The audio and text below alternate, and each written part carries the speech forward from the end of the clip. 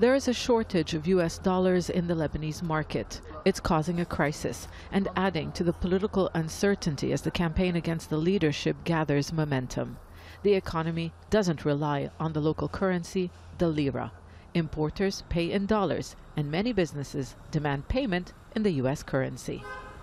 Soon I'm going to move from my apartment because the owner is insisting on taking the rent in dollar, and I'm not willing to pay it because this will mean that my rent will increase approximately 30 to 35%.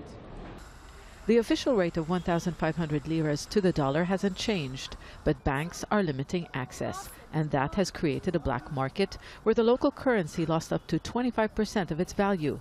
It's driving up the cost of goods in a country where almost everything is imported. There's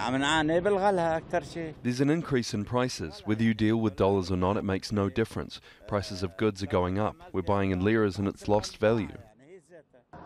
Businesses have been closing and staff are being laid off. The local currency, which had been stable for decades, began devaluing before the nationwide protests against the ruling elite began.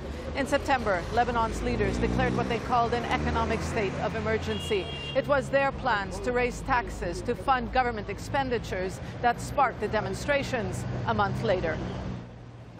The country is also in political turmoil, facing what many describe as its worst crisis since the end of the Civil War in 1990. Those in the governing alliance are blaming the protesters, who are calling for a non-partisan government and early elections, for contributing to the economic collapse. It's an accusation they deny.